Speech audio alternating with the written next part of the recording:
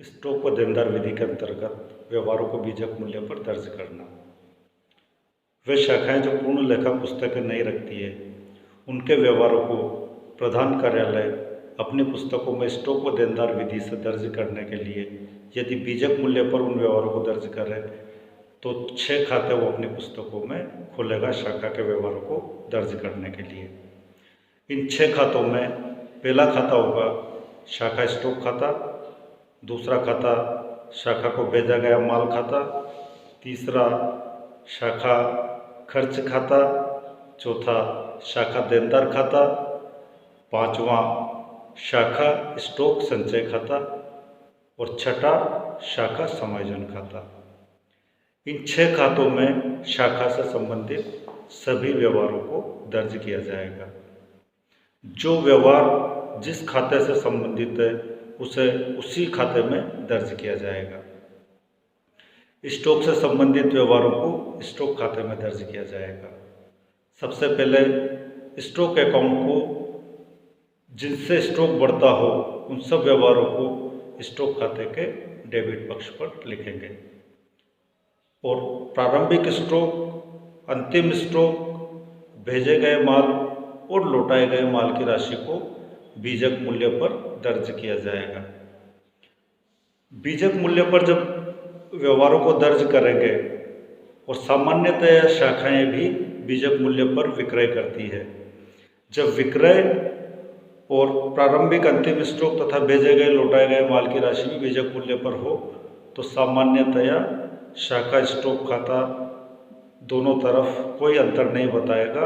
सभी मदों को लिखने के बाद शाखा स्टॉक खाता दोनों तरफ का जोड़ बराबर हो जाएगा। लेकिन कई बार शाखाएं बीजक मूल्य से अधिक मूल्य पर अगर विक्रय करें तो उस स्थिति में स्टॉक अकाउंट जो अंतर बताएगा, यदि वो क्रेडिट पक्ष का अधिक है तो वो सकल लाभ कहलाएगा तथा डेबिट पक्ष का अधिक है तो वो सकल हानि कहलाएगी, जिसे शाखा समायोजन खाते में हस्तांतरित कर दिया जाएगा। अब शाखा स्टॉक खाते के डेबिट पक्ष पर उन मदों को लिखेंगे जिनसे शाखा का स्टॉक बढ़ता हो और क्रेडिट पक्ष पर उन मदों को लिखेंगे जिनसे शाखा का स्टॉक कम होता हो। शाखा स्टॉक खाते के डेबिट पक्ष पर सबसे पहले ओपनिंग स्टॉक को लिखेंगे टू बैलेंस बीडी। उसके बाद शाखा को भेजे गए माल से शाखा का स्टॉक बढ़ेगा, उसको लिखेंगे to goods sent to branch account. देनदारों ने अगर माल लौटाया है तो इस विक्रय वापसी से स्टॉक बढ़ेगा, इसे भी शाखा स्टॉक खाते के डेबिट पक्ष पर लिखेंगे टू ब्रांच डेटर्स अकाउंट और ब्रैकेट में लिख दिया जाएगा सेल्स रिटर्न।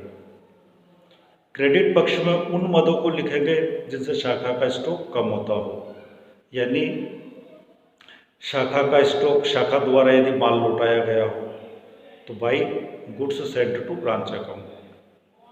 शाखा ने नगद विक्रय किया हो, इससे भी शाखा का स्टॉक कम हो जाएगा और इसको लिखेंगे बाई बैंक अकाउंट या बाई कैश अकाउंट, ब्रैकेट में लिख देंगे कैश सेल्स। इसी तरीके से शाखा ने उधार विक्रय किया हो तो इससे भी शाखा का स्टॉक कम हो जाएगा और इसको शाखा स्टॉक खाते के क्रेडिट पक्ष पर लिखेंगे by branch debtors account, bracket में लिख देंगे क्रेडिट सेल्स। इसी तरीके से अन्य व्यवहार जिनसे शाखा का स्टॉक कम होता हो उन सब व्यवहारों को शाखा स्टॉक खाते के क्रेडिट पक्ष पर लिख देंगे और शाखा स्टॉक खाता यदि अंतर बताएगा तो उसे शाखा समायोजन खाते में ट्रांसफर कर देंगे और इसके साथ स्टॉक खाते को बंद कर देंगे। अगला खाता शाखा को भेजा गया माल खाता। इसमें सामान्यतया शाखा को माल भेजने पर और शाखा द्वारा माल लौटाने पर प्रविष्टि की जाएगी तथा इस भेजे गए माल और लौटाए गए माल में जो बीजक मूल्य और लागत मूल्य का अंतर है, यानी लाभ की राशि है, उसको ब्रांच एडजस्टमेंट अकाउंट में ट्रांसफ़र करेंगे और बाकी का जो अंतर है उसे प्रधान कार्यालय के व्यापार खाते में अंतरित करेंगे। जब शाखा को माल भेजेंगे तो शाखा को भेजे गए माल खाते के क्रेडिट पक्ष पर लिखेंगे बाय ब्रांच स्टॉक अकाउंट। और शाखा जब माल लौटाएगी तो इसको शाखा को भेजे गए माल खाते के डेबिट पक्ष पर लिखेंगे टू ब्रांच स्टॉक अकाउंट। इन दोनों के अंतर पर जो लाभ की राशि शामिल है, यानी लागत मूल्य और बीजक मूल्य का जो अंतर है, उसको शाखा समायोजन खाते में अंतरित कर दिया जाएगा। यानी लागत मूल्य और बीजक मूल्य का जो अंतर है, यानी लाभ की राशि है, उसके लिए लिखा जाएगा टू ब्रांच एडजस्टमेंट अकाउंट। तथा इसके बाद जो अंतर बचेगा उसको प्रधान कार्यालय के व्यापार खाते में अंतरित कर दिया जाएगा टू ट्रेडिंग अकाउंट, और इस खाते को बंद कर दिया जाएगा। अगला खाता शाखा देनदार खाता। शाखा देनदार खाता उसी तरीके से बनाया जाएगा जिस तरीके से व्यवहारों को लागत मूल्य पर दर्ज करने पर बनाया जाता है, क्योंकि इस खाते में माल संबंधी मदें जिस मूल्य पर पहले लिखी गई थी उसी मूल्य पर अभी भी लिखी जाएगी। केवल लागत मूल्य और बीजक मूल्य का जो अंतर है वो प्रारंभिक स्टॉक, अंतिम स्टॉक, भेजे गए माल और लौटाए गए माल, इन चार मदों पर ही समायोजन की आवश्यकता है। इन चार मदों को ही लागत या बीजक मूल्य पर दर्ज किया जाता है। यानी जब व्यवहारों को लागत मूल्य पर दर्ज करते हैं तो इन चार मदों को ही लागत मूल्य पर दर्ज करते हैं, और जब बीजक मूल्य पर दर्ज किया जाना हो तो ये चार मदें बीजक मूल्य पर दर्ज की जाती है। अन्य मदों का मूल्य वही रहता है जो चाहे लागत मूल्य पर व्यवहारों को दर्ज करें, चाहे बीजक मूल्य पर व्यवहारों को दर्ज करें। तो देनदार खाते में उसी तरीके से प्रविष्टियाँ की जाएगी जिस तरीके से लागत मूल्य पर दर्ज करने पर की जाती है। देनदार खाते के डेबिट पक्ष में जिन मदों से देनदार बढ़ते हैं उनको डेबिट पक्ष पर लिख दिया जाएगा, और जिन मदों से देनदार कम होते हों उनको शाखा देनदार खाते के क्रेडिट पक्ष पर लिख दिया जाएगा। यानी देनदारों का प्रारंभिक शेष देनदार खाते के डेबिट पक्ष पर सबसे पहले टू बैलेंस बीटी के रूप में लिखा जाएगा। उसके बाद देनदार को जो उधार विक्रय किया गया है उससे देनदार बढ़ेंगे, जिसे देनदार खाते के डेबिट पक्ष पर लिखेंगे टू ब्रांच स्टॉक अकाउंट। तथा जिनसे देनदार कम होते हों उन सबको देनदार खाते के क्रेडिट पक्ष पर लिखेंगे। जैसे विक्रय वापसी by branch stock account, bracket में लिख देंगे सेल्स रिटर्न। दिया गया बट्टा by branch expenses account, bracket में लिख देंगे डिस्काउंट अलाउड। डूबत ऋण by branch expenses account, bracket में लिख देंगे बैड डेब्ट्स। देनदारों से राशि प्राप्त होने पर बाय बैंक अकाउंट या बाय कैश अकाउंट, ब्रैकेट में लिख देंगे कैश रिसीव्ड फ्रॉम डेटर्स।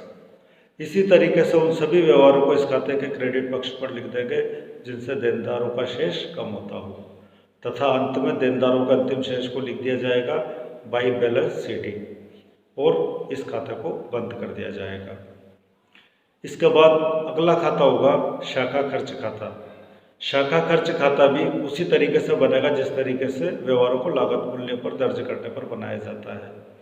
यानी शाखा खर्च खाते के डेबिट पक्ष पर शाखा के सभी खर्चों को लिख दिया जाएगा, चाहे उन्हें शाखा ने किया हो, चाहे प्रधान कार्यालय ने किया हो, चाहे नगद किया हो, चाहे उधार किया हो, चाहे वो किसी भी प्रकार के खर्चे हो। इन सब खर्चों को शाखा खर्च खाते के डेबिट पक्ष पर लिख दिया जाएगा। केवल यहाँ पर अंतर यह आएगा कि इन्हें लाभ हानि खाते में अंतरित न करके बाय ब्रांच एडजस्टमेंट अकाउंट में अंतरित किया जाएगा, क्योंकि यहाँ पर लाभ हानि खाता नहीं बनाया जाता है। यहाँ पर लाभ हानि खाते के स्थान पर ब्रांच एडजस्टमेंट अकाउंट बनाया जाता है। यानी खर्च खाते के डेबिट पक्ष में डिस्काउंट की राशि को लिख देंगे to branch debtors account, bracket में लिख देंगे डिस्काउंट। बैड डेब्ट्स की राशि को लिख देंगे to branch debtors account, bracket में लिख देंगे बैड डेब्ट्स। सैलरी की राशि या जो भी व्यय किया है, सन्ड्री एक्सपेंसेज, वेजेज, रेंट, अन्य जो भी व्यय हैं उन सब व्ययों का नाम लिख देंगे। और वो खर्च अगर नगद हुआ है तो टू कैश अकाउंट, ब्रैकेट में सैलरी पे खर्च हुआ है तो सैलरी लिख देंगे, रेंट पे खर्च हुआ है तो रेंट लिख देंगे।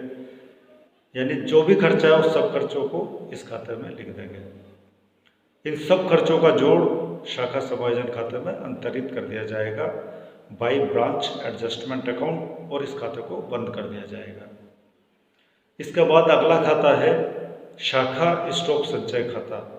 यह खाता तभी बनाया जाता है जब व्यवहारों को बीजक मूल्य पर दर्ज किया जाए और व्यवहारों को बीजक मूल्य पर दर्ज करने पर यह खाता बनाया जाएगा और इसमें दो ही प्रविष्टियाँ की जाएगी, प्रारंभिक स्टॉक में सम्मिलित लाभ के लिए तथा अंतिम स्टॉक में सम्मिलित लाभ के लिए। प्रारंभिक स्टॉक में सम्मिलित लाभ के लिए क्रेडिट साइड में लिखेंगे बाई बैलेंस बीडी और इसकी प्रविष्टि करेंगे, इसको ट्रांसफर कर देंगे टू ब्रांच एडजस्टमेंट और अंतिम स्टॉक में सम्मिलित लाभ के लिए लिखेंगे टू बैलेंस सीडी और इसको ट्रांसफर कर देंगे बाई ब्रांच एडजस्टमेंट अकाउंट में।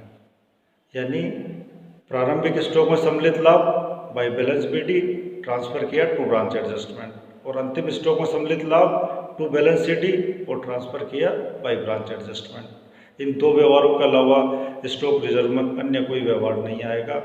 इसके साथ ही स्टॉक रिजर्व खाता को बंद कर दिया जाएगा और अंतिम खाता ब्रांच एडजस्टमेंट अकाउंट। इस ब्रांच एडजस्टमेंट अकाउंट में स्टॉक अकाउंट का जो शेष है उसको दिखाया जाएगा। यदि उसका क्रेडिट शेष है तो इस खाते के क्रेडिट में लिख देंगे बाई ब्रांच स्टॉक अकाउंट और उस खाते का डेबिट शेष है तो उसको डेबिट में लिख देंगे टू ब्रांच स्टॉक अकाउंट। इसके अलावा प्रारंभिक स्टॉक में जो सम्मिलित लाभ है उसके लिए लिखेंगे by branch stock reserve account और अंतिम स्टॉक में सम्मिलित लाभ के लिए लिखेंगे to branch stock reserve account. खर्च खाते के शेष को इस खाते के डेबिट में लिख दिया जाएगा टू ब्रांच एक्सपेंसेस अकाउंट और इनको लिखने के बाद यदि शाखा समायोजन खाते का क्रेडिट शेष है तो ये होगा शाखा का शुद्ध लाभ और यदि डेबिट शेष है तो ये होगा शाखा की शुद्ध हानि, जिसे प्रधान कार्यालय के लाभानी खाते में अंतरित कर दिया जाएगा टू P&L अकाउंट ब्रैकेट में हेड ऑफिस और इस खाते को बंद कर दिया जाएगा।